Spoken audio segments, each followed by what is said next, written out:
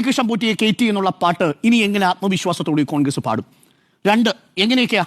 ഒന്ന്, ഉണ്ണികൃഷ്ണൻ പോറ്റി ആദ്യം സന്നിധാനത്ത് വരുന്നത് ഏത് കാലത്താ? കെ.സി. വേണുഗോപാൽ ദേവസ്വം ബോർഡ് മന്ത്രിയായിരിക്കുമ്പോൾ ജി രാമൻപിള്ള ദേവസ്വം ബോർഡിന്റെ പ്രസിഡന്റ് ആയിരിക്കുന്ന സമയത്ത് സന്നിധാനത്തെത്തുന്നു. പക്ഷേ ചുമതലകൾ വഹിച്ചു തുടങ്ങുന്നത് 2007 G Raman Nair board president ആയിരിക്കുന്ന ഘട്ടത്തിലാണ് പരികർമ്മിയായിട്ടും അതിനുശേഷം കീഴ്ശാന്തിയായിട്ടും പ്രവർത്തിക്കുന്നത്.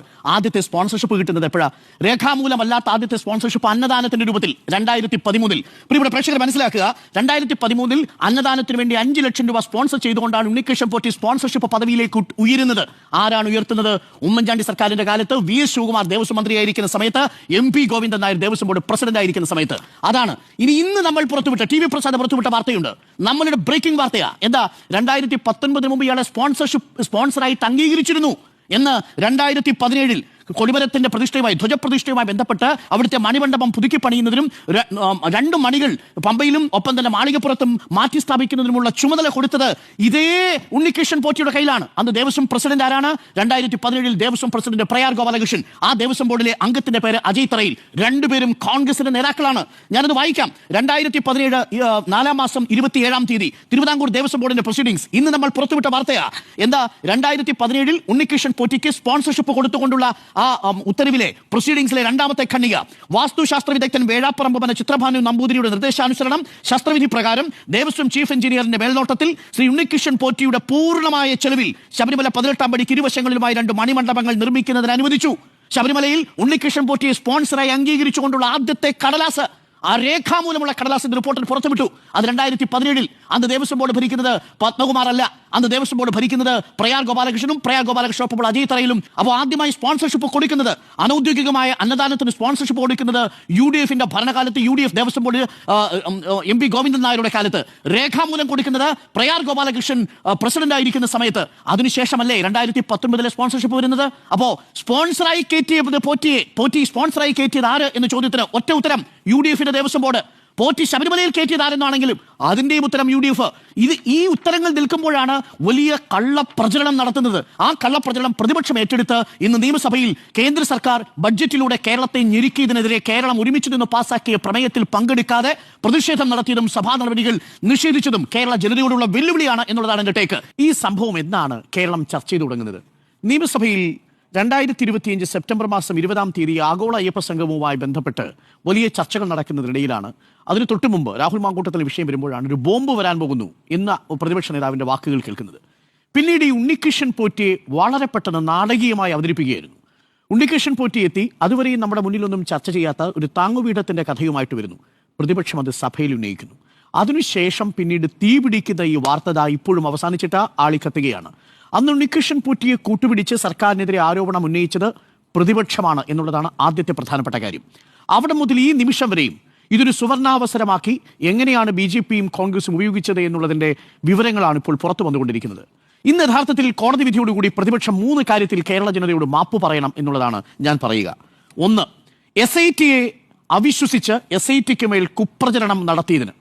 SIT വീഴ്ച സംഭവിച്ചു, SIT റിപ്പോർട്ട് മുഖ്യമന്ത്രിക്ക് കൊടുക്കുന്നു, SITയുടെ ഓഫീസിന് മേൽ മുഖ്യമന്ത്രിയുടെ സമ്മർദ്ദമുണ്ട് തുടങ്ങിയ കുപ്രചരണങ്ങളിലൂടെ SITയെ സംശയത്തിന്റെ മുനയിൽ നിർത്തിയതിന്, നേരായിട്ടു പോകുന്ന ഒരു അന്വേഷണത്തെ വഴിതിരിച്ചുവിടാൻ നടത്തിയ ശ്രമത്തിന്, CBI അന്വേഷണം വേണമെന്ന് പ്രതിപക്ഷം ആദ്യം ആവശ്യപ്പെട്ടത്, ഇപ്പോഴും ഹൈക്കോടതിയുടെ മേൽനോട്ടത്തിൽ ഒരു CBI അന്വേഷണം വേണമെന്ന് പ്രതിപക്ഷം ആവശ്യപ്പെട്ടതെല്ലാം എടുത്തുനിന്ന് ഹൈക്കോടതി തൂട്ടിക്കളഞ്ഞിട്ടുണ്ട്, ദേവസ്വം ബെഞ്ച്.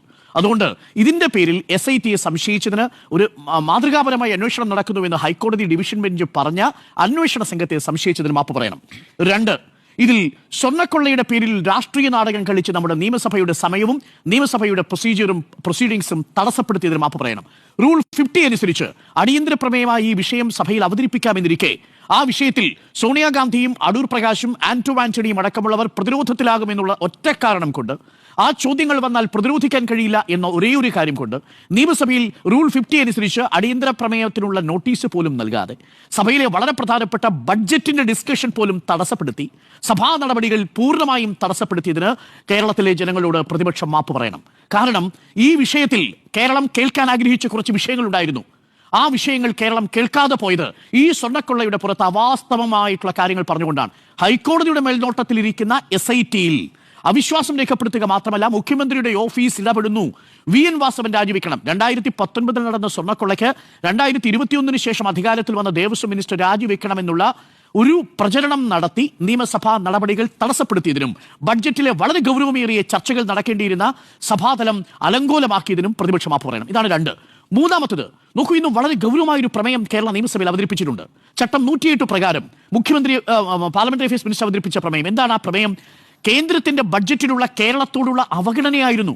നമ്മൾ ഒരുമിച്ച് പ്രതിപക്ഷവും ഭരണപക്ഷവും ഒരുമിച്ച് നിന്ന് കടൽ പോലെ പ്രതീക്ഷിച്ചെടുത്ത് കടലാമ മാത്രം കിട്ടിയ കേന്ദ്രത്തിന്റെ അവഗണനയ്ക്കെതിരെ പ്രതിഷേധിക്കേണ്ട ഒരു സാഹചര്യം. അങ്ങനെ ഇന്ന് പ്രതിപക്ഷം പൂർണ്ണ പിന്തുണ നൽകി ആ പ്രമേയം പാസ്സാക്കേണ്ടതിനു പകരം ഇന്ന് സഭാ നടപടികൾ ബഹിഷ്കരിച്ച് പ്രതിപക്ഷം പോയി. എന്തിനാ? ഹൈക്കോടതിയുടെ മേൽനോട്ടത്തിൽ നടക്കുന്ന, ഹൈക്കോടതി പൂർണ്ണ തൃപ്തി പ്രകടിപ്പിച്ച, പൂർണ്ണ വിശ്വാസം രേഖപ്പെടുത്തിയ SIT അന്വേഷണത്തിനെതിരെ. അതുകൊണ്ടാണ് ഞാൻ ഈ പറഞ്ഞത്, ഇതൊരു സുവർണാവസരമാക്കി മാറ്റാൻ പ്രതിപക്ഷം ശ്രമിച്ചുകൊണ്ടേയിരിക്കുന്നു, ആളിക്കത്തിക്കാൻ ശ്രമിച്ചുകൊണ്ടേയിരിക്കുന്നു.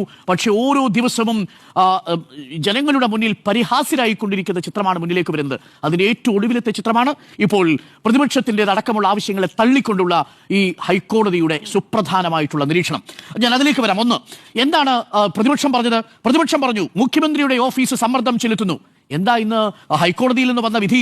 ഏറ്റവും നിരീക്ഷണം, ഹൈക്കോടതി പറഞ്ഞിരിക്കുന്ന വാചകം ഇങ്ങനെയാണ്: ഏറ്റവും വിശ്വാസ്യതയുള്ള അന്വേഷണമാണ് ഇപ്പോൾ നടക്കുന്നത്. SITയുടേത് ഏറ്റവും വിശ്വാസയോഗ്യമായ അന്വേഷണമാണ്. CBI അന്വേഷണ ആവശ്യം അംഗീകരിക്കുന്നില്ല. സംസ്ഥാന പോലീസിലെ ഉദ്യോഗസ്ഥരാണ് CBIയിൽ ഡെപ്യൂട്ടേഷനിൽ പോകുന്നത്. ഏറ്റവും വിശ്വാസ്യതയുള്ള ഉദ്യോഗസ്ഥരാണ് കേസ് അന്വേഷിക്കുന്നത്. അപ്പോൾ പ്രതിപക്ഷ നേതാവിന്റെ പ്രതിപക്ഷത്തിന്റെ 2 ദിവസത്തിന്റെ സഭാ നടപടികൾ തടസ്സപ്പെടുത്തിയ ആവശ്യം എവിടെ പോയി? മുഖ്യമന്ത്രിയുടെ ഓഫീസ് സമ്മർദ്ദം ചെലുത്തുന്നു എന്നുള്ള വാദത്തെ ഹൈക്കോടതി ഖണ്ഡിക്കുന്നു. ഏറ്റവും വിശ്വാസ്യതയുള്ള ഉദ്യോഗസ്ഥരാണ് ഇപ്പോൾ അന്വേഷണം നടത്തുന്നത്. CBI അന്വേഷണം വേണം എന്ന വാദത്തെ ഹൈക്കോടതി തള്ളുന്നു. ഇത്തരം നിസ്സാര കാര്യങ്ങൾക്ക് CBI അന്വേഷണം ആവശ്യമില്ല. SIT അന്വേഷണം നടത്തുന്നത് ഹൈക്കോടതിയുടെ മേൽനോട്ടത്തിലാണ്. അന്വേഷണം എങ്ങനെയാണ് മുന്നോട്ട് പോകുന്നതെന്ന് ദേവസ്വം ബെഞ്ചിന് അറിയാം. പ്രിയപ്പെട്ട പ്രേക്ഷകരെ, ഈ CBI അന്വേഷണം ആവശ്യപ്പെട്ട് ആരാ ഹർജി കൊടുത്തിരിക്കുന്നത്? അതാണ് ഏറ്റവും പ്രധാനപ്പെട്ട കാര്യം. തന്ത്രി സമാജം, വിശ്വ ഹിന്ദു പരിഷത്ത്, BJP സംസ്ഥാന പ്രസിഡന്റ്. അതാണ് പ്രതിപക്ഷം ആയുധമാക്കുന്നത്. പ്രതിപക്ഷം സഭയിൽ BJPയുടെ അസാന്നിധ്യത്തിൽ BJPക്ക് വേണ്ടി വാദിക്കുകയാണോ എന്ന് സംശയിച്ചാൽ തെറ്റു പറയാൻ പറ്റുമോ? ഹൈക്കോടതിയുടെ മേൽനോട്ടത്തിൽ CBI അന്വേഷണം വേണം എന്ന് പ്രതിപക്ഷവും കൂടി ആവശ്യപ്പെട്ടിരുന്നു എന്നത് ഓർമ്മിക്കണം. ആ ആവശ്യം കൂടിയാണ് ഇന്ന് ഹൈക്കോടതിയുടെ ദേവസ്വം ബെഞ്ച് തള്ളിക്കളഞ്ഞത്.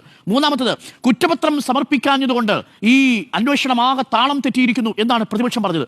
കുറ്റപത്രം സമർപ്പിക്കാഞ്ഞതുകൊണ്ട് സ്റ്റാറ്റ്യൂട്ടറി ജാമ്യം, സ്വാഭാവിക ജാമ്യം കിട്ടി പ്രതികൾ ഓരോന്നോരോന്നരായി പുറത്തു വരുന്നു. അത് SITയുടെ വീഴ്ചയാണെന്ന് പറഞ്ഞു. അക്കാര്യത്തിലും വളരെ വളരെ കൃത്യമായ മറുപടി നൽകിയിട്ടുണ്ട് ഹൈക്കോടതി. എന്താ പറഞ്ഞത്? 90 ദിവസത്തിനു ശേഷം ജാമ്യം ലഭിച്ചത് അന്വേഷണത്തെ ബാധിക്കുമെന്ന് ആശങ്കയില്ല.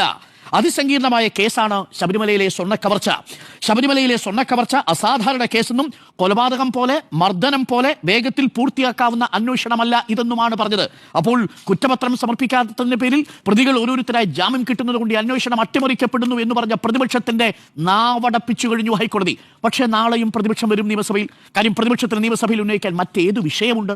ഈ സർക്കാരിനെതിരെ ഉന്നയിക്കാൻ മറ്റൊരു വിഷയവുമില്ലാത്ത സാഹചര്യത്തിൽ നാളെയും ഹൈക്കോടതി പൂർണ്ണ തൃപ്തി പ്രകടിപ്പിച്ചിരിക്കുന്ന ഈ SITക്കെതിരെ നാളെയും അന്വേഷണത്തിൽ വരും, നാളെയും സഭയിൽ വരും ഇതേ പ്രതിപക്ഷം എന്നുള്ളതാണ് ഞാൻ മനസ്സിലാക്കുന്നത്. അതുകൊണ്ട് ആ 2 MLA ഇപ്പോഴും സത്യാഗ്രഹം കിടക്കുകയാണ്. അല്പമെങ്കിലും രാഷ്ട്രീയ ധാർമ്മികതയുണ്ടെങ്കിൽ നിയമസഭാ കവാടത്തിൽ സത്യാഗ്രഹം അനുഷ്ഠിക്കുന്ന പ്രിയപ്പെട്ട സുഹൃത്തുക്കൾ AK അഷ്റഫും IC ബാലകൃഷ്ണനും ആ സമരം അവസാനിപ്പിക്കണം. ഹൈക്കോടതിയുടെ നിരീക്ഷണമാണ്. ഇനി എന്തിനാണ് അവർ സമരം ചെയ്യുന്നത് എനിക്ക് മനസ്സിലാവുന്നില്ല സ്മൃതി. ഇപ്പോൾ ഹൈക്കോടതിക്ക് മേലാണ്. ഹൈക്കോടതി ദേവസ്വം ബെഞ്ച് പറഞ്ഞതിനും അപ്പുറത്തേക്ക് എങ്ങനെയാണ് IC ബാലകൃഷ്ണനും ഈ AK അഷ്റഫിനും നിയമസഭയിൽ CBI അന്വേഷണം ആവശ്യപ്പെട്ടുകൊണ്ട് മുഖ്യമന്ത്രിയുടെ ഓഫീസ് സമ്മർദ്ദം ചെലുത്തുന്നു എന്ന് പറഞ്ഞുകൊണ്ട് നിൽക്കുക? അഭിപ്രായത്തിൽ SITക്ക് മാത്രമല്ല സർക്കാരിനും ആശ്വാസമാണോ കോടതിയുടെ? 100% സർക്കാരിന് ആശ്വാസമാകുന്നത് എന്തുകൊണ്ടാണ്? സർക്കാരിന്റെ ഭാഗത്ത് നിന്ന് മുഖ്യമന്ത്രിയുടെ ഓഫീസിൽ നിന്ന് ഒരു സമ്മർദ്ദവുമില്ല എന്നതിന്റെ തെളിവല്ലേ? ഏറ്റവും വിശ്വാസയോഗ്യരായ ഉദ്യോഗസ്ഥന്മാരാണ് SITയിൽ ഇപ്പോൾ അന്വേഷണം നടത്തുന്നത് എന്ന ഹൈക്കോടതി ദേവസ്വം ബെഞ്ചിന്റെ വാദം. ഒരു സമ്മർദ്ദവും ഇല്ല എന്നതിന് തെളിവല്ലേ സ്മൃതി? സർക്കാരിന് SITയിൽ പൂർണ്ണ വിശ്വാസമാണല്ലോ. അപ്പോൾ ഈ SIT സർക്കാരിന് പൂർണ്ണ വിശ്വാസമുള്ള SIT കണ്ടെത്തിയിരിക്കുന്ന പ്രതികളാണ് ജയിലിൽ കിടക്കുന്നത്. ആ പ്രതികളെ സംരക്ഷിക്കുകയാണ് ഈ ഭരണപക്ഷ പാർട്ടി. എങ്ങനെ സംരക്ഷിക്കുന്നത്? എന്റെ മറുപടി കേട്ടുള്ളൂ സ്മൃതി. ഇപ്പോൾ നടക്കുന്ന അന്വേഷണത്തിന്റെ ഭാഗമായി പത്മകുമാറിനെ നിയമപരമായി സംരക്ഷിക്കാൻ ഈ അന്വേഷണ സംഘത്തിന്റെ മുന്നിൽ ചോദ്യം ചെയ്യുന്നതിൽ നിന്നോ, അന്വേഷണ സംഘം ഇവരെ അറസ്റ്റ് ചെയ്യുന്നതിൽ നിന്നോ, അതുമായി ബന്ധപ്പെട്ട തെളിവുകൾ നശിപ്പിക്കുന്നതിനോ സർക്കാരിന്റെ ഏതെങ്കിലും ഏജൻസി ഈ നിമിഷം വരെയും ശ്രമിച്ചിട്ടുണ്ടോ? അങ്ങനെ ചെയ്യാൻ പറ്റുമോ? സർക്കാർ സംരക്ഷിക്കുന്നില്ല എന്നുള്ളത് സ്മൃതി സമ്മതിച്ചു. ശരി, പാർട്ടി സംരക്ഷിക്കുന്നു എന്നുള്ളതാണ്. പാർട്ടി എന്താ പറഞ്ഞിരിക്കുന്നത്? കുറ്റപത്രം സമർപ്പിക്കുമ്പോഴാണ് ഈ കേസിൽ എന്താണ് പത്മകുമാറും വാസുവും ചെയ്ത കുറ്റമെന്ന് മനസ്സിലാവൂ. ഇപ്പോൾ ഇതിൽ ക്രിമിനാലിറ്റി നെഗ്ലിജൻസ് ആണോ അതല്ല ഭരണപരമായ വീഴ്ചയാണോ? ഈ നിമിഷം വരെയും നമ്മുടെ മുന്നിൽ ഈ പത്മകുമാറോ വാസുവോ സാമ്പത്തികമായി നേട്ടമുണ്ടാക്കിയെന്നോ ഇതുമായി ബന്ധപ്പെട്ട ഗൂഢാലോചനയിൽ പങ്കാളികളായി അതിന്റെ സ്വത്ത് പങ്കിട്ടു എന്നുള്ള വിവരമോ വന്നിട്ടില്ല. ഇതുവരെയും വന്നിരിക്കുന്നത് ഒരു നെഗ്ലിജൻസ് ഉണ്ടായി, ഭരണപരമായ വീഴ്ചയുണ്ടായി. അതിന്റെ ക്രിമിനാലിറ്റി എത്രത്തോളം ഉണ്ട് എന്നുള്ളത് കുറ്റപത്രം വരുമ്പോഴേ അറിയൂ. ഭരണപരമായ വീഴ്ചയ്ക്ക് ഞാനിപ്പോഴും പറയുന്നു, ആ ഭരണപരമായ വീഴ്ച പോലും പാർട്ടി ഗൗരവത്തിലെടുക്കേണ്ടതായിരുന്നു. പക്ഷേ അതിന്റെ പേരിൽ ഈ സർക്കാരിനെ അധിക്ഷേപിക്കാനും ഈ നിയമസഭ തടസ്സപ്പെടുത്താനും ഒരു ആവശ്യവുമില്ല എന്നുള്ളതാണ് എന്റെ ടേക്ക്. ഈ വിഷയം സഭയിൽ ഉന്നയിച്ചു കൊണ്ടുവന്നതാര? അന്വേഷണത്തിന്റെ നേർവഴിക്ക് പോകുമ്പോൾ സഭയിൽ തുടർച്ചയായി തടസ്സപ്പെടുത്തിയത് പ്രതിപക്ഷമല്ലേ ഈ സംവാദത്തിന് തയ്യാറാകാതെ ഒളിച്ചു. പക്ഷേ സ്വർണ്ണക്കൊള്ള എന്തുകൊണ്ട് അടിയന്തര പ്രമേയമായി വന്നില്ല? രണ്ട് ആവശ്യങ്ങളല്ലേ പ്രധാനമായിട്ടും ഉള്ളത്. എന്താണ്? ഒന്ന്, സർക്കാർ SITക്ക് മേൽ മുഖ്യമന്ത്രിയുടെ ഓഫീസ് സമ്മർദ്ദം ചെലുത്തുന്നു. അല്ല, അതിനെക്കുറിച്ച് ഞാൻ പറഞ്ഞല്ലോ, എനിക്കത് യോജിപ്പില്ല. അല്ല, സ്മൃതി പറഞ്ഞതിൽ നിന്ന് ഞാൻ പറയട്ടെ ഒരു കാര്യം. സ്മൃതി തന്നെ സമ്മതിക്കുന്നു, പ്രതിപക്ഷം നിയമസഭയിൽ ഉന്നയിച്ച ഒരു പ്രധാനപ്പെട്ട ആവശ്യത്തിന് അടിസ്ഥാനമില്ല. അതിനിപ്പോ ഹൈക്കോടതി വിധിയുടെ പുറത്തു വന്നു. സർക്കാരിന്റെ ഭാഗത്ത് നിന്ന് SITക്ക് മേൽ സമ്മർദ്ദമില്ല. അത് സ്മൃതി അംഗീകരിക്കുന്നു. രണ്ടാമത്തെ ആവശ്യം എന്താ? VN വാസവൻ രാജിവെക്കണോ? ഹൈക്കോടതിയുടെ വിമർശനവും എന്തുകൊണ്ട് പ്രശാന്തുമായി ബന്ധപ്പെട്ട നടപടി എടുക്കുന്നില്ല ചോദ്യം കോടതിയിൽ നിന്ന് വന്നിട്ടുള്ളതാണ്. ഈ കാലയളവിലെ കാര്യങ്ങൾ കൂടി കോടതി പരിശോധിക്കുന്നുണ്ട്. അതുകൊണ്ടായിരിക്കാം പ്രതിപക്ഷം പറഞ്ഞത്. ഇനി കേട്ടോളൂ. എന്നാൽ ഈ കാലയളവിലെ മാത്രമല്ല, 98 മുതലുള്ളത് പരിശോധിക്കണം എന്ന് പറഞ്ഞിട്ടുണ്ട്. അവസാനം ഒരു പോയിന്റ് കൂടി പറഞ്ഞ് അവസാനിപ്പിക്കാം.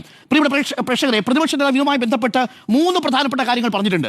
ഒരു ചോദ്യം ഇതായിരുന്നു, കടകംപള്ളിയെ കുറിച്ചുള്ള, ഇനിയും ഉത്തരം തന്നിട്ടില്ല. കടകംപള്ളി സുരേന്ദ്രനുമായി ബന്ധപ്പെട്ട വിഷയത്തിൽ കടകംപള്ളി സുരേന്ദ്രൻ അറിയാം ഏത് കോടീശ്വരനാണ് ഈ ദ്വാരപാലക ശില്പപാളികൾ വിറ്റിരിക്കുന്നത് എന്ന് ഒക്ടോബർ മാസം 8-ാം തീയതി പറഞ്ഞതാ.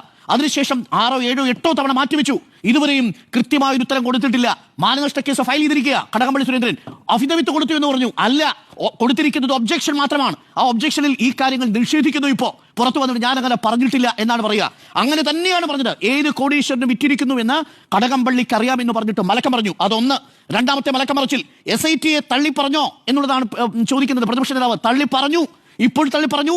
ആദ്യഘട്ടത്തിൽ BJP രംഗപ്രവേശം ചെയ്യുന്നതിന് മുമ്പ് CBI വേണമെന്ന് ആവശ്യപ്പെട്ടതും ഈ SITയെ തള്ളിപ്പറഞ്ഞതും പ്രതിപക്ഷമാണ്. മൂന്നാമത്തെ പ്രധാനപ്പെട്ട കാര്യം, SITയുടെ ഓഫീസിന് മേൽ മുഖ്യമന്ത്രിയുടെ ഓഫീസിന് സമ്മർദ്ദമുണ്ട്, 2 മുതിർന്ന IPS ഉദ്യോഗസ്ഥർ സമ്മർദ്ദം ചെലുത്തുന്നുവെന്ന് പറഞ്ഞത് ഇതേ പ്രതിപക്ഷ നേതാവാണ്. ഇന്ന് DGP കോടതിയിൽ കൊടുത്തിരിക്കുന്ന സത്യവാങ്മൂലത്തിൽ പറയുന്നു, അങ്ങനെ SITക്ക് മുഖ്യമന്ത്രിയുടെ ഓഫീസിലേക്ക് കാര്യങ്ങൾ അറിയിക്കുന്ന രീതിയില്ല. സർക്കാരിന് SITയുടെ അന്വേഷണത്തിന്റെ ഒരു കടലാസും കിട്ടുന്നില്ല എന്നുള്ള വിവരം ഇന്ന് കോടതിയിൽ അറിയിച്ചു. കോടതി SIT അന്വേഷണത്തിൽ പൂർണ്ണ തൃപ്തി പ്രകടിപ്പിച്ചിരിക്കുന്നു. ചുരുങ്ങിയത് ഈ വിഷയത്തിൽ നാടകം കളിക്കാതെ, രാഷ്ട്രീയ കള്ളത്തരങ്ങൾ പറയാതെ, ഇതിൽ ഏറ്റവും പ്രധാനപ്പെട്ട കൾപ്രിറ്റ് എന്ന് നമ്മൾ സംശയിക്കുന്ന തന്ത്രിയും പോറ്റിയും ചേർന്നുള്ളൊരു മാഫിയ സംഘം, ആ മാഫിയ സംഘം അടിച്ചുമാറ്റിയതിന്റെ കണക്കുകളാണ് പുറത്തു വന്നുകൊണ്ടിരിക്കുന്നത്. ഇതിന്റെ പേരിൽ രാഷ്ട്രീയം കളിക്കുമ്പോൾ തകർന്നു പോകുന്നത് ഈ രാഷ്ട്രീയ പാർട്ടികളോടുള്ള നമ്മളുടെ വിശ്വാസം കൂടിയാണ്. വിശ്വാസികളെ ഇനിയും പരീക്ഷിക്കരുതെന്ന് മാത്രമേ നമുക്ക് പ്രതിപക്ഷത്തോട് പറയാനുള്ളൂ.